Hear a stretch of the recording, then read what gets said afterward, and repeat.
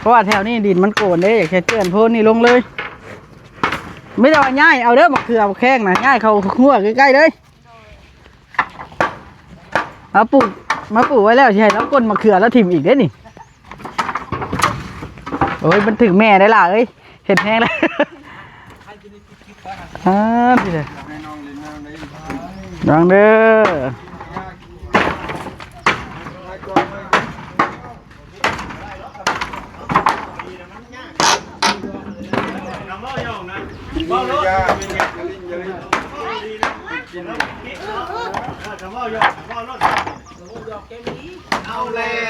แห้งว่าไปน่ะ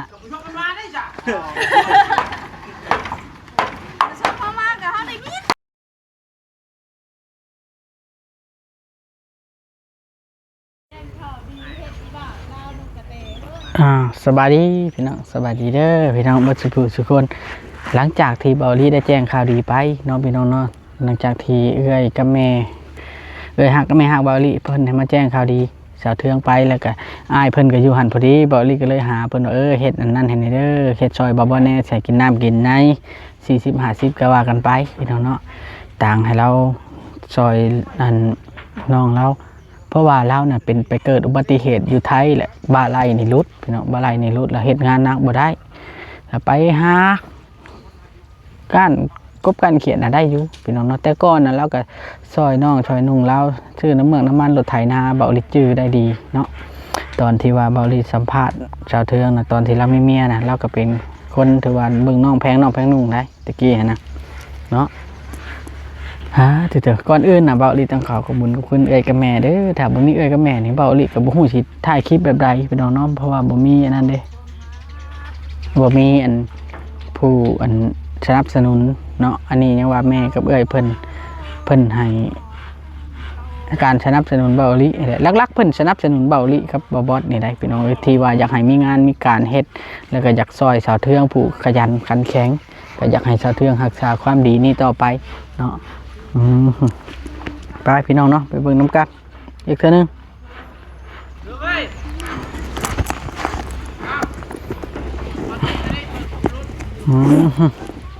ไอ้นุ่มสบายดีโอเค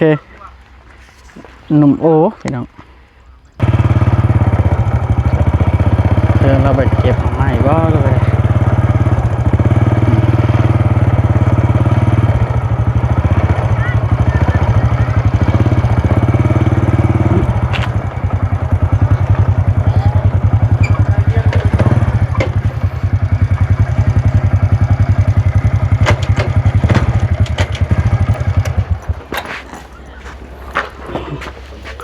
เด้เพื่อนนุ่มโอใกล้เข้ามาแล้วบ้านนี้ฮ้อนนี่ล่ะพี่น้องเนาะมาก็เริ่มงานเลยโอ้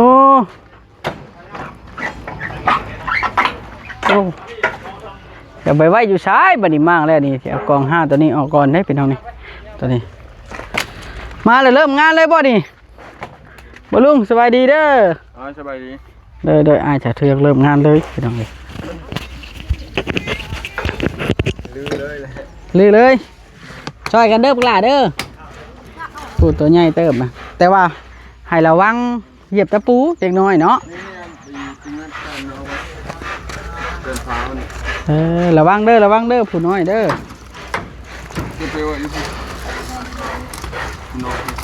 อ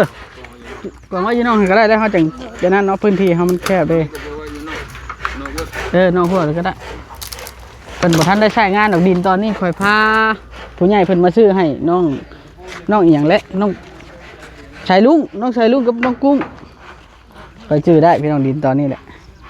เนาะที่ว่าคอยดินคอยพาผู้ใหญ่ทางไทยมาซื้อแต่ก่อนให้น้องสายลุงเนาะ FC น่าสิซื้อได้อยู่ถ้าเบิ่งเบาลินะ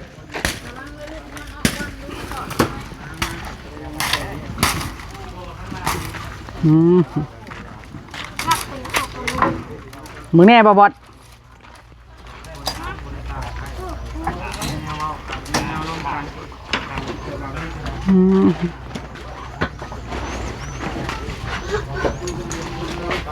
บ่ยอมอยู่นิ่งๆอะไรแจ้งข่าวแล้วบักละสิช่วยอยู่บ่นี่ช่วยกันบักละเล็กน้อยเฮ็ดเป็นครัวให้เราสบายดีน้องลิงดีใจว่าให้ข้าวนะใช่เฮ็ดเรียกเอ้าไปถ่ายคลิปน้อยเดี๋ยวมาวันนี้มาเมื่อเราบ่ได้นี่แม่นบ่อยู่นิ่งอะไรชองไอ้น้องอันนี้ดีใจระวังมันทับกันเด้อเขาจนเข้าใกล้บ่ได้อีกบาทมีแต่ว่าบอสต้องลุย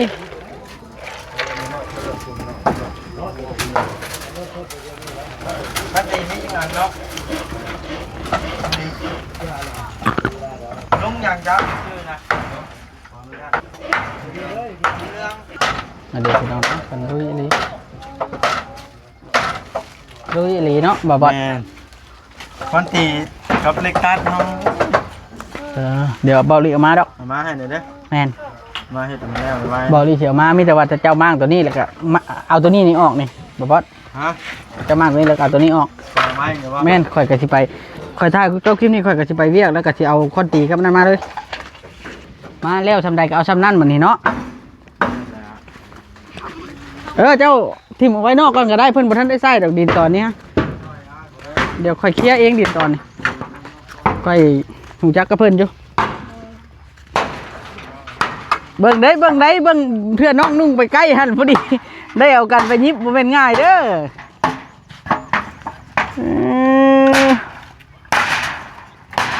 ออกได้บ่บอสเด้อเจ้าน่ะ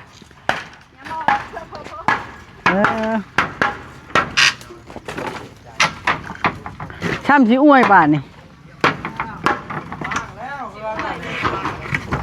ช่ำสิอ้วยรถ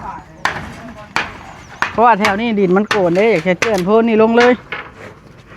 ไม่ได้ว่าง่ายเอาเด้อมะเขือแข้งนะง่ายเขาหัวใกล้ๆเลยเอาปลูกมาปลูกไว้แล้วใช่แล้วก้นมะเขือแล้วถิ่มอีกได้นี่โอ้ยมันถึงแม่ได้ล่ะเอ้ยเห็ดแห้งแล้วพี่เลยดังเด้อ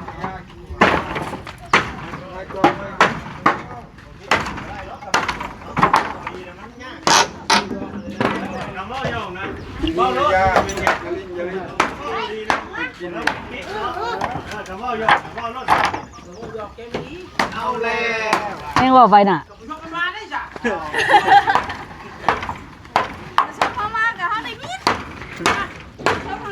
แม่ข้าคอเบิ้งหำชุมเจ้ากินดิผู้ขับรถพุ่มพวงอยากเบิ้งหำชุมเจ้า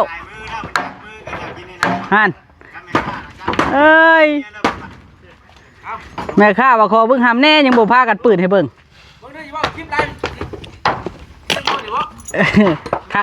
ข้างแล้วโอ้ย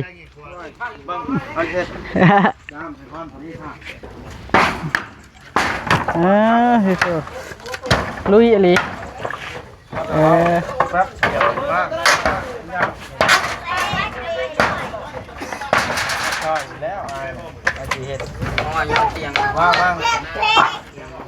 นี่แหละพี่น้องเนาะทาง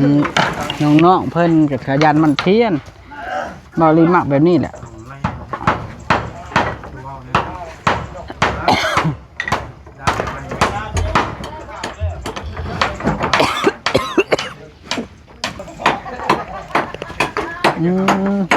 เฮ็ดน้อยๆทำนี่หลายบอสนะเอาเสานี่เราไปเฮ็ดฮะบ่มากบ่มากลุงไปยังเวียงไอ้บอสนักบ่พุกละชนแล้วก็ห้ามมั้งล่ะห้ามแล้วก็อ้อยไปนี่เลยเพราะว่าเขาเห็ด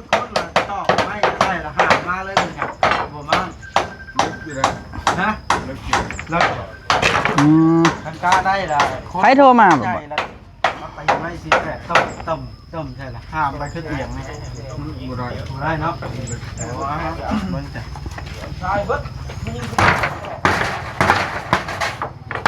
น้องกินนี่ก็ต้องกินลงทำนี่เด้อถล่มลีนี่ถล่มบ้าน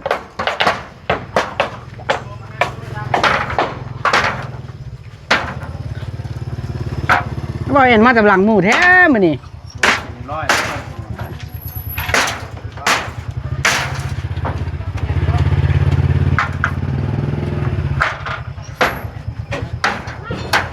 เอามันถือกับลุงเด้อถือกับลุงแล้วนั้นได้เจ็บปวดได้ งานต่อร้อยเจ้ากันมาว่าง บ่เห็นได้บอกบ่ได้พังบ่เห็น ร้อยมาว่า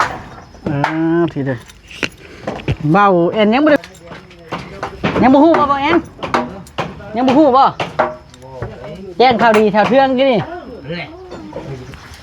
แล้วเราชี้แล้วได้ แจ้ง แจ้งเรียบร้อย แล้วเรา จำบ่บอดก็ได้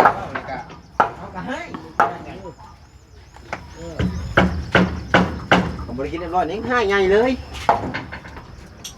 ไปดีไป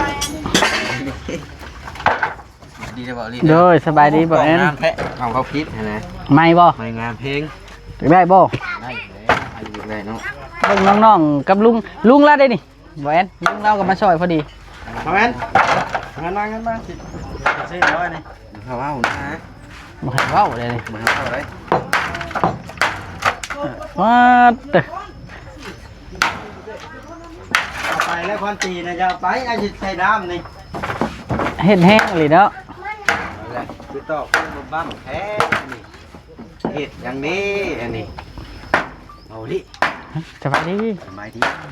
เพิ่นเห็ดยังคือตอกเรื่องทำ ข่อยมาแจ้งข่าวดีกับข่าวร้ายพร้อมกันเลย เรื่องไรนะ ข่าวร้ายก็คือข่อยให้มั่งเฮือนครัว เอาเลย ข่าวดีข่อยสิซื้อเสาเฮือนมาเอ้ย ไม่ที่เขาปูน เสาปูน12ต้นเสาไม้12ต้นมาต่อขึ้นอุ้ยตะขับ ตัวนี้แหละมือแรงนี่นี่ ชูนๆบ่ตัวนี้แล้วมันสิครบนะเจ้าจะ เอาเลยชาว12 ต้นพ่น แม่น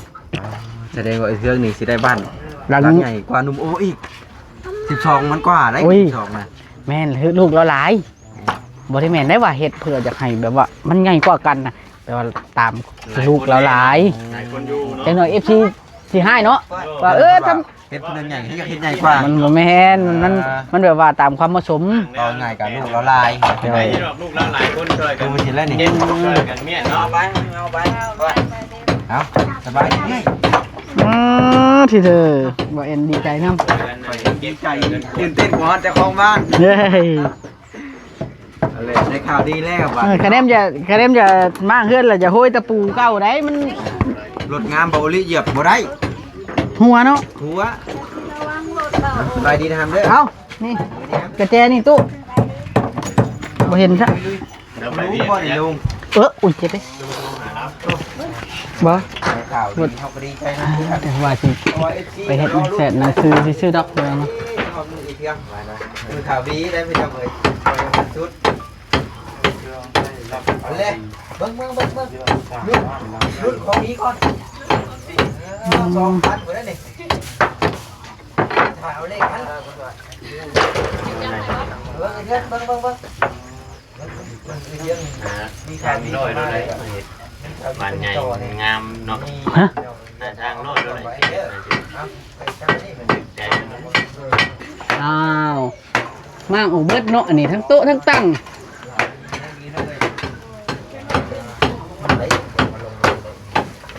มากออกทั้งโต๊ะทั้งตั้งอันนี้อันนี้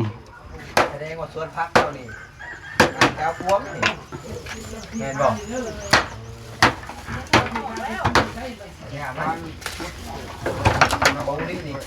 มีเงินแหง เมื่อยเบาเอ็นเด้ก่อยบ่หยอกแต่เบาลิอยู่บ่จ้ะเฮ็ดเงินดิ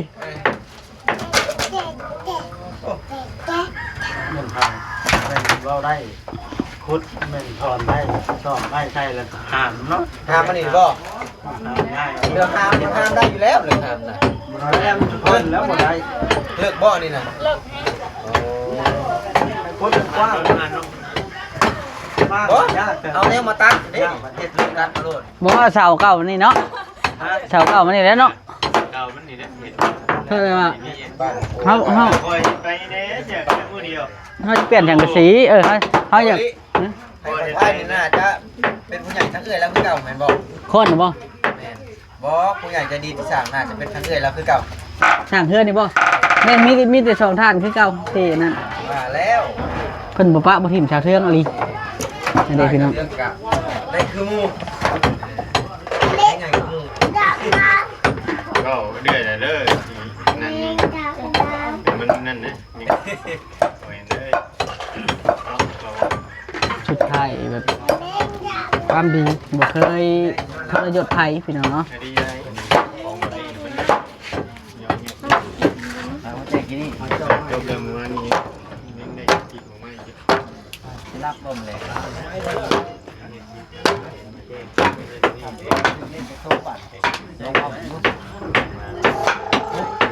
ฮุบโลก็ได้เนาะซาบตัวโลนึงพอต้องฮุบ โอ้เวลาเอามั่งตัวนี้ออกมันก็กว้างได้ดินตัวนี้10มันต้องเก้าไปทางนี้ เนาะกินเฮ็ดหน่อไม้เจอตัว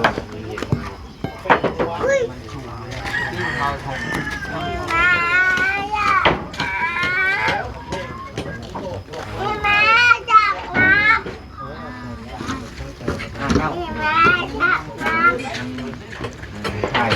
ท้องคนไม่น้องไอ้แม่เจ้าเอาโบลิ